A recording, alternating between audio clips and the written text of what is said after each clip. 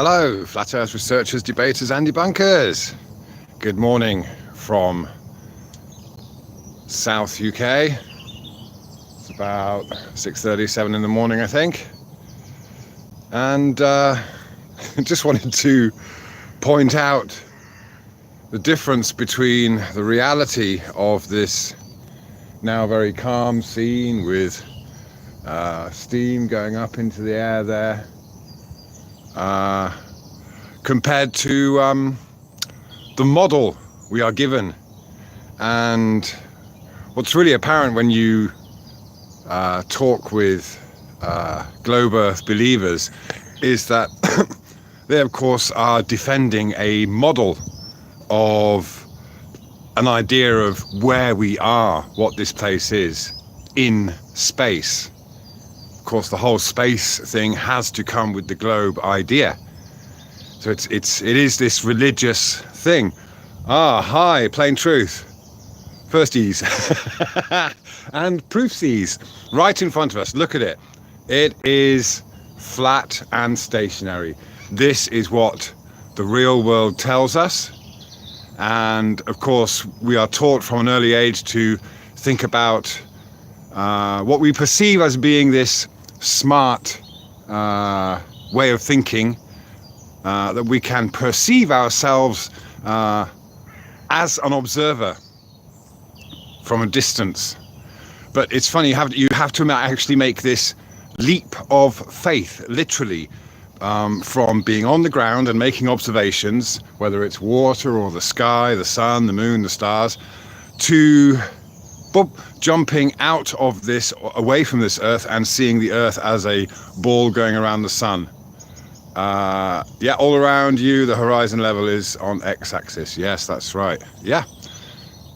So yeah, if you really want to think about it, if you're a newbie to this or whatever, then you just have to gradually take yourself from the face of the earth, including everything that we can see and experience around us, and see if you can determine, or any scientist per se can actually determine where that transition is from us being on this apparently stationary flat earth to it apparently being a ball whizzing around in space.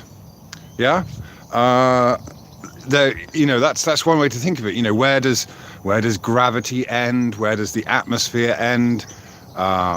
Where do you suddenly become free of the Earth's rotation? All that, if you think that through from what we see around us, from this, with again, there's the steam stack. Yeah. Okay, so if that was a Foucault's pendulum, the factory would have moved away from the steam stack by now, wouldn't it? You take these ideas, you examine them, and you think about them. Yeah, you do your thought experiments and you do your practical experiments, but the practical physical world that we live in is flat and stationary. And of course, it might seem idiotic to say that, but again, it's because we've been taught to make this leap of faith, which we believe is a sign of our advancement, an evolutionary leap, just because we can think like that. Okay. Good 1 a.m. from Texas. Go to bed, you naughty boy or girl. Who was that? I can't see the name of the chap, but Conspiracy Smurf. All right. Yeah, thank you. There can only be one girl. There can only be one Smurfette. Cool. All right. Well, I'm sure you're not as much as a bimbo as the Smurfette we've been given, eh? If you're here and thinking about who we are, where we are, life, the universe, and everything. And this is it, isn't it? That's why you understand after a while that the that the globe is a religion, because it is talking about, the how and the why and the where we are. And it tries to tell us in no uncertain terms. Good morning. Oh, hi, West Coast Widden. You're up early, Jean. Okay. It's sunny up here. Good. We're getting a slight bit of sun poking through there. Yeah, this is it. You just have a look. You just have a look at what the Globers are coming up with in terms of arguments. Sorry, I'm trying to find somewhere I can just maybe sit down. The rocks are a bit wet. And, of course, they are defending a model. Yeah? They're defending this religious idea about... Yeah, which tries to answer life, the universe, and everything. I mean, goodness me, this isn't anything new for any of you realizers of the reality that we find ourselves in, and how the wool's been pulled over our eyes. This is the one kind of realization that snaps into place after a while. Is the whole that this so-called science of the globe is a replacement for religion. It's an alternative religion. Of course, the Royal Society. Oh, hi, Mr. Fox. The Royal Society was created as a kind of counter to religion, because obviously it is always about control, isn't it? It's about which religion, or king or queen or government, what have you, has control. So the Royal Society is something like it's just another institution that gives is a form of control. Yeah. Now, if you think about the whole thing with hospitals and having your kids born in a hospital, now a lot of the time I've had this experience in Thailand with one of my kids, where for the most places will help you out with the birth certificate. They just produce it for you. They take all the records, and you've got to, part of your wife going in there is registering herself, and then of course you've got to register yourself as a father. They take her the birth certificate. But my latest child, we had to go and run around and do all the birth certificate work. Oh, sorry, West Coast Wisdom, they are defending a mistake. They are too embarrassed to admit it. Yeah, I think so, in a lot of respects, or a lot of people are mistaken, because it is this desperation to hang on to something. So any religion could be mistaken. Yes, they are following fundamentals, and then, of course, it depends how those fundamentals are preached and taught. But yeah, when you when you have a child, then they have to have their birth certificate done. This is all actually done often on your behalf by the hospital. But then what's actually happening is that child's birth certificate is getting read in the kind of municipality records, and if you don't do it in time, you're going to get all sorts of trouble. Because what happens is the hospital itself puts out like a temporary birth certificate, which is the certification you then have to take to the council offices and have the actual birth certificate drawn up. So yeah, there is that transition from the birth, same as BERTH, to being put under maritime law. And yeah, this is where we find ourselves, surrounded by water, arriving on canals and being like merchandise. Yeah. So sorry, let me see, there's a few people chatting. What I'll do is I don't know if I can turn my camera around at the moment. Let's see. Will that do it? Not sure. Stephen Hodgson, it's not flat. You liar. None of your videos prove anything apart from your own ignorance of basic science. Funny to watch, though. Yeah, okay. Okay. Oh, I wish I could turn this around. But consider this.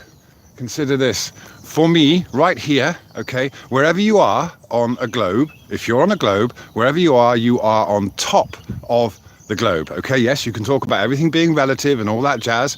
When you are considering yourself on a globe, you're always on top, right? So this river, for example, flows that way. Okay, so someone over there, let's say 50, 60 miles away, off that direction, is downriver from me. But because they are on top of a globe and the surface curves down and away from you wherever you are, this river is flowing uphill for that person. It's going up a curve, which gravity can't do. Okay, so yeah, it's as simple as that. Yeah, people think that flat earthers can't think in 3D. That's one I hear a lot. No, mate, you've been taught to see the world in only from this kind of exterior perspective and ignore what's actually going on around us. Yeah. Okay. Sorry. Loads of people in chat. I don't want to be kind of focused on my mug. I'd rather you got a nice shot of the. I can't. Okay, there you go. I hope the chat still comes up. Yes, it does. Okay. All right, so there's the sunrise. Yeah, much prettier than looking at me. Okay. Oh, emerald. All right. So Nick, who's this? Black Sheep. Hi. I woke up to a very bad vacuum cleaner, and I can barely hear what you're saying. Okay, well, play it back later. Just enjoy the view for now. That's okay. Good morning from Eagles. Okay, nice one. On the top of the globe. Okay, this is Shane trolling again. Oh, the top of the globe nonsense about the water flowing uphill again. Ha ha ha. No wonder people say you can't think in 3D. Yep. Okay, well, you tell us where it changes. At what point does it all change into this model of us flying around in space? So the whole package. I've got a low battery. This isn't going to be long. The whole package, isn't it? Is delivered to us from an early age. The globe or the Earth going around the sun requires the Earth to be a globe, and it requires a vacuum of space, and then it requires that everything else is moving, blah blah blah, just to have us look at this. Sunrise, not Earth roll. Okay, this is sunrise. The sun's moving. The Earth isn't moving. We can tell that from everything around us. If you want to have us imagine or perceive, which we can all do, no problem whatsoever. Anyone can perceive us being on a ball in space. We all know the story. Yeah, we all understand it. There's nothing about that. It's that when you actually try to compare the model of the heavens that we are to the reality of this, where the water is still, that steam rising up into the air is still, yeah, the sun is doing its thing, yeah, then when you compare the reality here with the model of an intangible, only imaginable place in space that we are supposed to be, then it's all a complete load of crap, absolute nonsense. Just, if you want to be an atheist and you don't want to believe in religion, then the whole Big Bang creation story is as unprovable, unscientific, and as religious as the Jesus story. Yeah. What do we got? How did so many West Coast? How did so many people start to question their teachings? If it's all been yes, good point. Yeah. Okay, you're upside down in Australia. Yeah, really. It's as simple as that. And that's the tough thing, isn't it? I mean, we all know how simple it is, but it's actually very difficult to come back down to that simplicity. And that goes for anything in life, any decision, anything that goes on in our lives. What happens is we get so confused and so bent out of shape and so disconnected from from reality and a faith in what should or could happen, because we're constantly confused about all these other things that influence us. Yeah. So, you know, we're constantly distracted from reality, and we are given this image of reality, a spinning ball in space. Look at it. Of course, we all know how to describe or explain the sunrise here as because we're on a spherical Earth rolling around. We know. But there is no way on Earth, and it's never been done in the history of so-called science, no one has ever proven what's moving. We all know how to explain it and interpret it.